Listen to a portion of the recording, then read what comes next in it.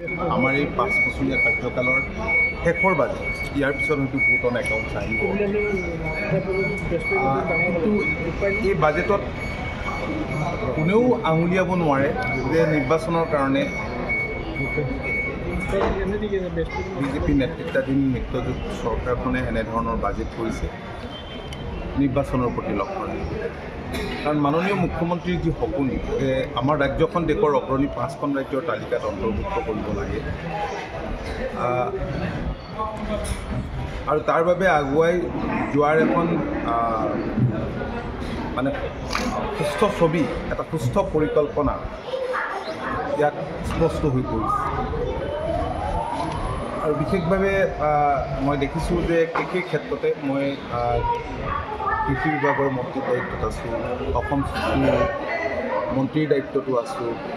তেনেদৰে আবকাৰী তো কৃষিৰ ক্ষেত্ৰতো যথেষ্ট এইবাৰ গুৰুত্ব দিয়া হৈছে কাৰণ আমাৰ ৰাজ্যখন এখন কৃষিপ্ৰধান ৰাজ্য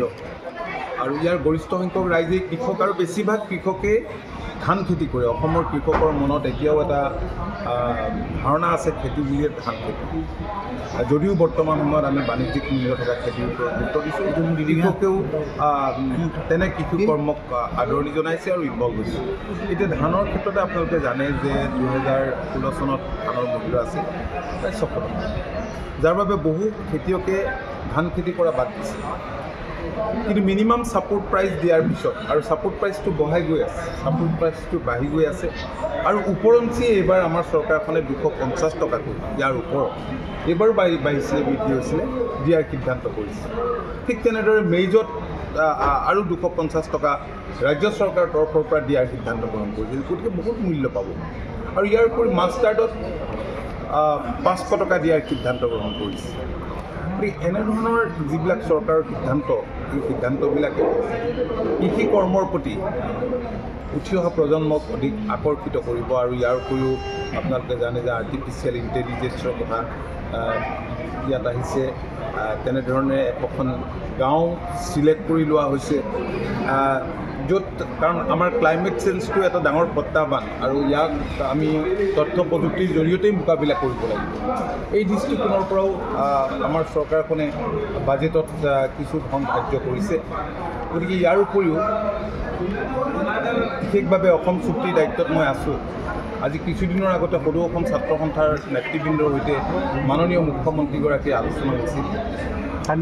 আৰু ইয়াৰ আগতে আপোনালোকে জানে যে লখিমপুৰত মুখ্যমন্ত্ৰী ডাঙৰীয়াৰ অধ্যক্ষতাত যিখন কেবিনেট বৈঠক হৈছিল সেই কেবিনেট বৈঠকত ৰিটায়াৰ্ড জাষ্টিছ বিপ্লৱ শৰ্মা ডাঙৰীয়াৰ অধ্যক্ষতাত যিখন চুক্তিৰ 6 নম্বৰ দফা ৰূপায়ণৰ ওপৰত যিখিনি কথা সন্নিৱিষ্ট বিপ্লৱ শৰ্মা কমিটিয়ে যিখিনি ৰিকমেণ্ডেশ্যন দিছিল তাৰ ওপৰত বিস্তৃতভাৱে আলোচনাৰ অন্তত ৰাজ্য চৰকাৰে কৰিবলগীয়া কামখিনি কৰাৰ খৰতকীয়াভাৱে কৰাৰ যি সিদ্ধান্ত হৈছিল সেই সিদ্ধান্তক এতিয়া বাস্তৱ ৰূপ দিবলৈ চৰকাৰখনে আগবাঢ়িছে আপোনালোকে দেখিছে যে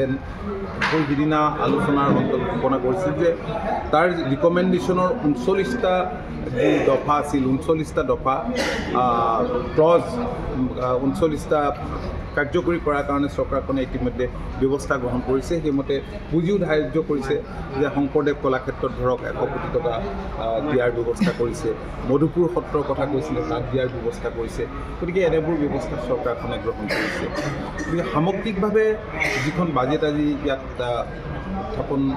কৰিছে বিত্তমন্ত্ৰীগৰাকীয়ে মই ভাবোঁ যে মুখ্যমন্ত্ৰীৰ যি সপোন দেশৰ অগ্ৰণী 5খন ৰাজ্যৰ তালিকাত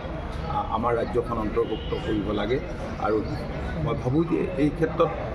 আমি নিশ্চিতভাৱে আমি সফল কাম কৰিব পাৰিম আৰু আটাইতকৈ ডাঙৰ কথা সৰ্বস্তৰৰ লোকক এই বাজেটখনে সামৰি লৈছে আপুনি বিচৰা বাতৰি পাব কেৱল নিউজ 18 এপত নিউজ 18 এপ ডাউনলোড কৰিবলৈ স্কেন কৰক এই QR কোড গুগল প্লে ষ্টৰতো পাব এই নিউজ 18 এপ